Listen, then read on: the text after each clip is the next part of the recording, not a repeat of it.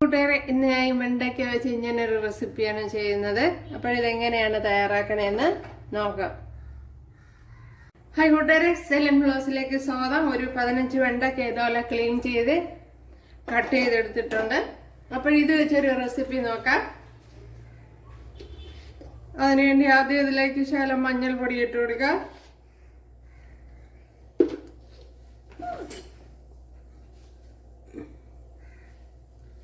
ശകലം മുളക് പൊടി ഇട്ട് കൊടുക്കുക. അതുപോലെ ശകലം ഉപ്പിട്ട് കൊടുക്കുക.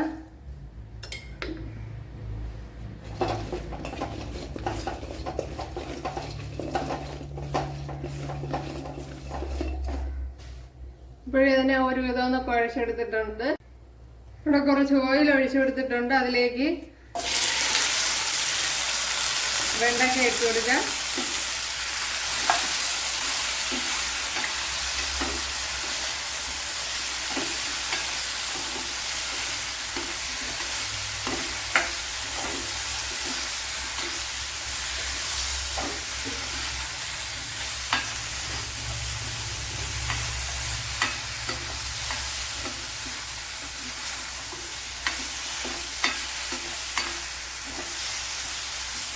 ഇതിനാവശ്യമായ ഉപ്പിട്ട് കൊടുക്കുക.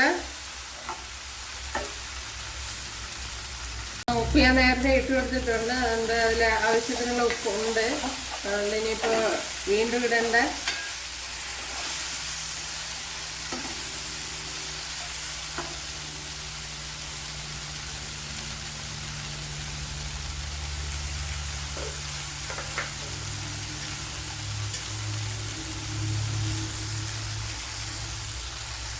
ഒരു ശകലം വെള്ളം ഒഴിച്ചു കൊടുത്തിട്ടുണ്ട്. ഇനി ഒന്ന് അടച്ചു വെച്ച് കൊടുക്കുക. ഇവിടെ ഇപ്പോൾ അടച്ചു വെച്ച് കൊടുത്തിട്ടുണ്ട്. ഇവിടെ ഇപ്പോൾ നമ്മുടെ വെണ്ടയ്ക്കയൊക്കെ വെന്ത് വന്നിട്ടുണ്ട്.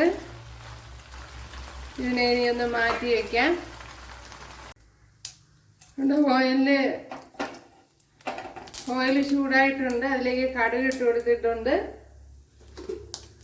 ഇനി ഒരു 1/2 ടീസ്പൂൺ ഉലുവ ഇട്ട് കൊടുക്കാം.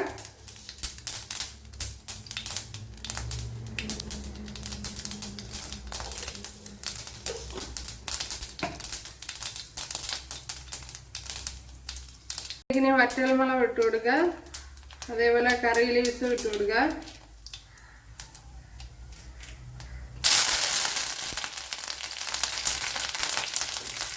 അതിലേക്ക് ഒരു വലിയൊരു സവാള, ഒരു പച്ചമുളക് ഇത്ര ഇട്ട് കൊടുക്കുക.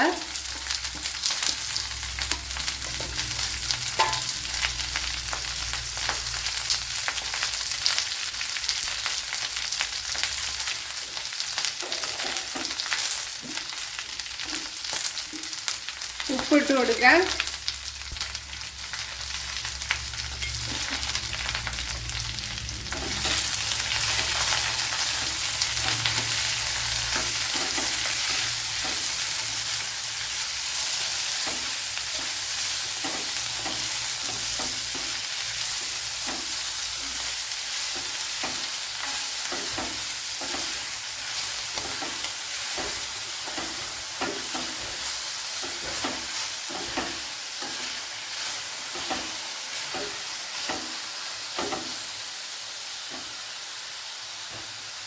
അതേപോലെ 5-6 വെളുത്തുള്ളി കൂടെ ഇട്ട് കൊടുക്കുക.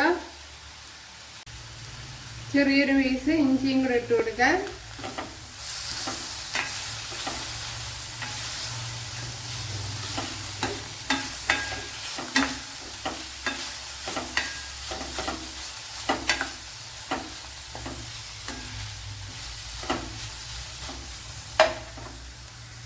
അപ്പോഴിവിടെ സവാളയൊക്കെ നല്ലതുപോലെ വഴണ്ട് വന്നിട്ടുണ്ട്. ഇനി ഒരു വലിയൊരു തക്കാളി ഇതുപോലെ അരിഞ്ഞെടുത്തിട്ടുണ്ട്. അതിട്ട് കൊടുക്കുക.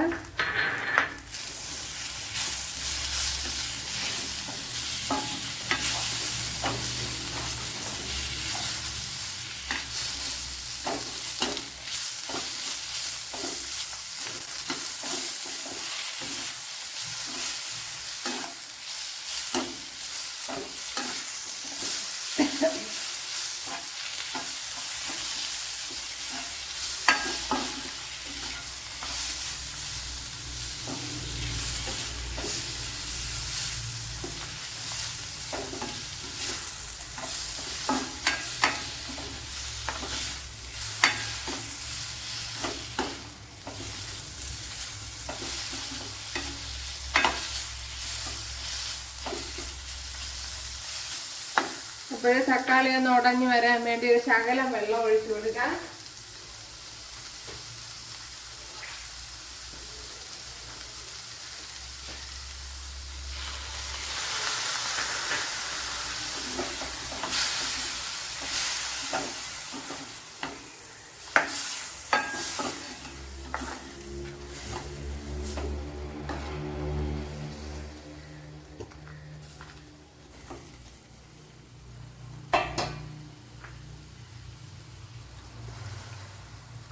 ഒരു ശകലം വെള്ളം ഒഴിച്ചു കൊടുത്തിട്ടുണ്ട്. തക്കാളിയും സവാളയൊക്കെ ഒന്ന് ഉടഞ്ഞ് വരാൻ കരുതി, ഒന്ന് വെന്തൊന്ന് ഉടഞ്ഞ്.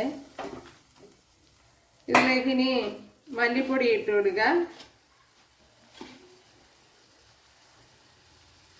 1 ടേബിൾ സ്പൂൺ മല്ലിപ്പൊടിയാണ് ഇട്ട് കൊടുത്തത്.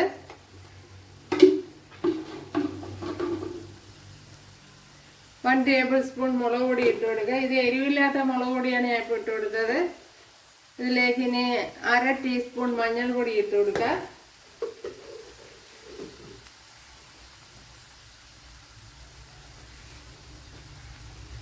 ഇനി ഒരു ശകലം കുരുമുളക് പൊടി ഇട്ട് കൊടുക്കുക. ഒരു 1/4 ടീസ്പൂണ് 1/2 ടീസ്പൂണൊക്കെ ഇട്ട് കൊടുക്കുക. ഇനി ഒരു ശകലം കായപ്പൊടി ഇട്ട് കൊടുക്കുക.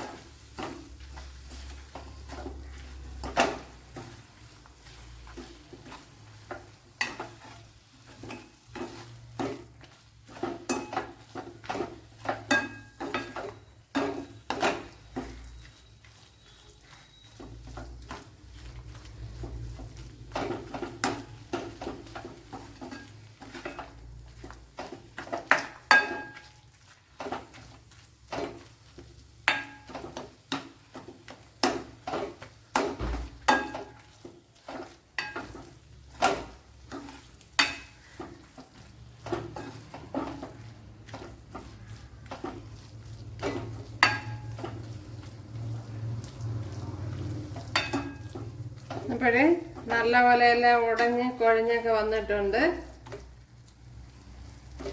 അപ്പോഴേ സവാള നല്ലപോലെ വഴറ്റിയെടുക്കണം. അതിലേക്ക് ഇനി വെണ്ടയ്ക്ക ഒഴിച്ചു കൊടുക്കാം.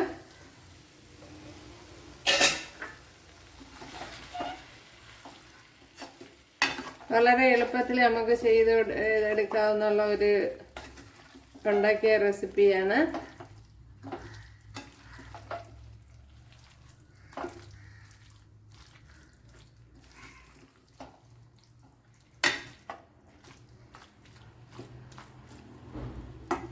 ഇതിലേക്ക് ഇനി കുറച്ച് തൈര് എടുത്തിട്ടുണ്ട്, അത് ഒഴിച്ചു കൊടുക്കാം.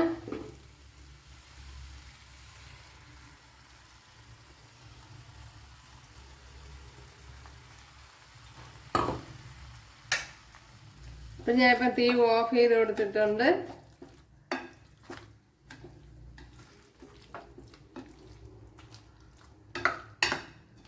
അപ്പോൾ സൂപ്പർ ടേസ്റ്റിലൊരു വെണ്ടയ്ക്ക തൈര് കറി ഇവിടെ റെഡി ആയിട്ടുണ്ട്.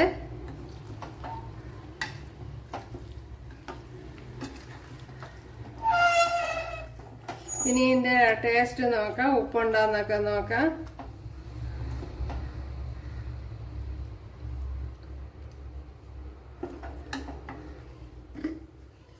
ഉപ്പ് കുറവുണ്ട്.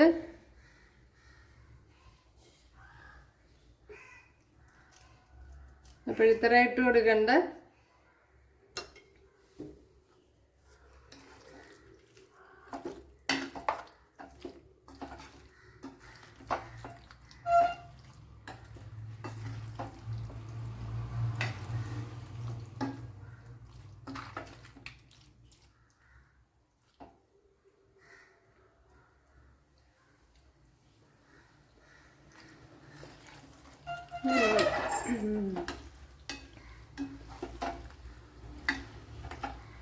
സൂപ്പർ ടേസ്റ്റി കറി ഇവിടെ റെഡി ആയിട്ടുണ്ട്.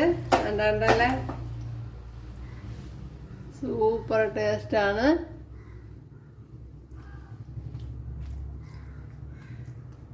അപ്പോഴിപ്പം ഞാൻ തീ ഓഫ് ചെയ്തിട്ടുണ്ട്.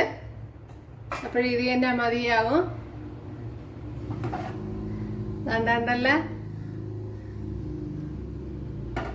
അപ്പോഴേ ഇഷ്ടമായാൽ സബ്സ്ക്രൈബ് ചെയ്യുക, എനിക്കിത് സപ്പോർട്ടാവും. അപ്പോഴടുത്തൊരു വീഡിയോ ആയിട്ട് കാണാൻ പറഞ്ഞുകൊണ്ട് എല്ലാവർക്കും താങ്ക്സ്.